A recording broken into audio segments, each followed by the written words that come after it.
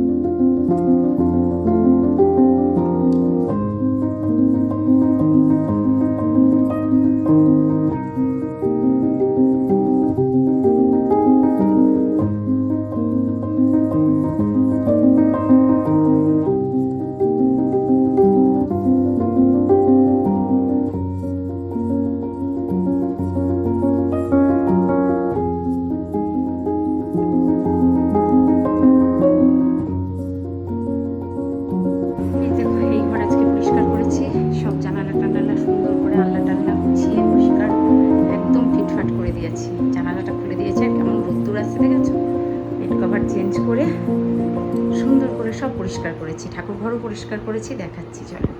সব মোছামুছি করেছি সব, দেখো সুন্দর করে। আর এটা লুঙ্গি কান্তিবাবুর, এখনই কেচে রাখলাম, সব পরিষ্কার করে দেখাই। এই যে ঠাকুর পরিষ্কার করেছি, গপু নেই, গপুর দোলনাটা ভীষণ ফাঁকা লাগছে। এই ঠাকুরটা কালকে পরিষ্কার করেছি, কালকে আর ক্যামেরা অন করা হয়নি, তো গপু নাই। এটা গপুর ক্যাবিনেট, এটা পরিষ্কার করে গপুর সোয়েটার টোয়েটার যা আছে কেচে ঢোকাবো, যার জন্য এটা এদিকে রেখেছি, পরে দেখা যাক এটা ব্যবস্থা করবো। কাল ঠাকুর ঘর পরিষ্কার করেছি। হ্যাঁ ঠিকই ধরেছো, পুজো হবে না, কারণ গপু থাকলে সকালে বসে ঠাকুর প্রণাম করে নিয়েছি, গপু থাকলে পুজো করা হতো, গপু নেই তাই আমার পুজো দেওয়াও হবে না। গপু গেছে মামার বাড়ি, দেখো সব সুন্দর করে গুছিয়েছি, ঘরও গুছিয়ে নিয়েছি কালকে, দুটো ঘর একসাথে পারবো না বলে এই ঘরটা গুছিয়েছি, আর ওই ঘরটা আজকে গোছালাম। যেখানে করেছি মুগ ডাল সিদ্ধ, শাক ভাজা, মুগ ডাল, টমেটো, কাঁচা লঙ্কা সব কিছু দিয়ে ডাল মতো করে, আর এই যে ডাঁটা আলু বেগুন বড়ির তরকারি। ডালেই মানে ঘন চাপ করে যেটা, সেটা জল দিইনি, অল্প জল দিয়েছি। শান্টু ফ্যান চালিয়েছে, কেমন আছো শান্টু?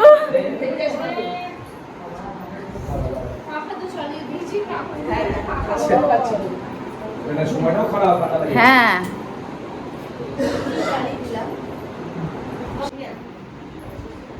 তোমার পুত্র কয় শান্টু?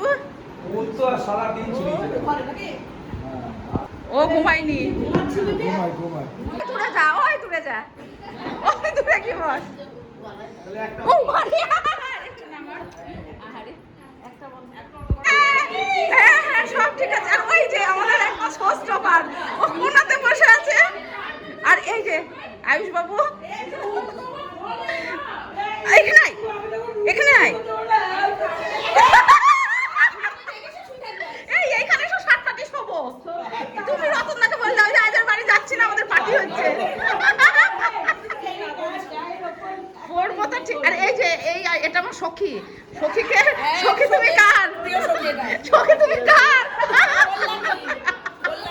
কল্যাণী, এটা যে কল্যাণী সরকার, প্রিয় সখী এটা আমার। সখী তুমি কার ম্যাজিক মোমেন্ট আছে স্যার? সখী তুমি কার ম্যাজিক মোমেন্ট আছে যা, ওইটা বিস্কিটের নাম। এই যে আমরা খুব আনন্দ করছি, চলো। ভালো খেতে, খুব ভালো। ওটা আমাদের পার্টির সব হচ্ছে। আমার ভাই শান্টু ভাই এদিকে ব্যবস্থা ইয়ে করছে। এই আজকে বাড়ি যাবো না, ব্যাং বলছে। আমার বরকে বলবো তুমি দুটো রুটি নিয়ে এসে সব যার বুকে বল, বল দুটো রুটি নিয়ে এসে শুয়ে পড়ো, খেয়ে দে। আমাদের পার্টি হচ্ছে, খুব আনন্দ হচ্ছে।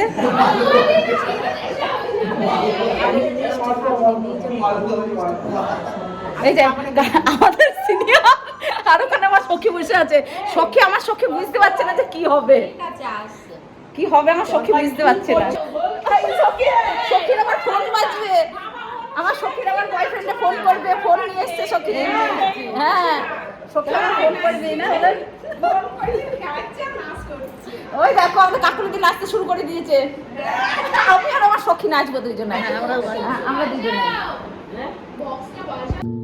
তো এই যে আমরা আমাদের নিজেদের মতো করে আনন্দ করছি, নিজেদের মতো করে পার্টি করছি, কারণ আমরা নিজেদের মতো করে আনন্দ করতে জানি, ভালোবাসতে জানি, ভালো লাগা। আর আমি একটু তার মধ্যে একটু নেচে দিয়েছি, তো সবাই বলছে নাচো নাচো নাচো, তো আমি সবাইকে নিয়ে আমরা দুজন সবাই মিলে নিজেদের মতো করে আনন্দ করছি। হ্যাঁ এটাই হচ্ছে জীবনের সব থেকে বড় আনন্দ।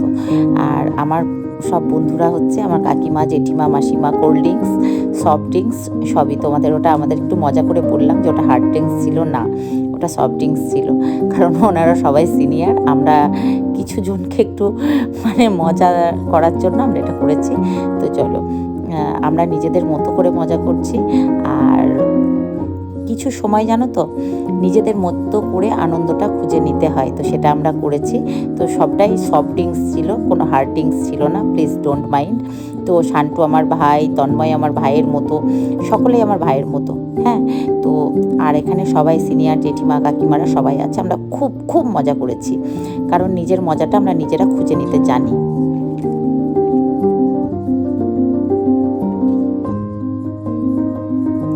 ওই যে একটাই ভয়, শুধুমাত্র কপিরাইট দেবে, তার জন্য গান বাজছিল, খুব আনন্দ হয়েছে। এই যে আমার সখী নাচছে, তো এত আনন্দ, এটাই হচ্ছে জীবনের সব থেকে সেরা আনন্দ।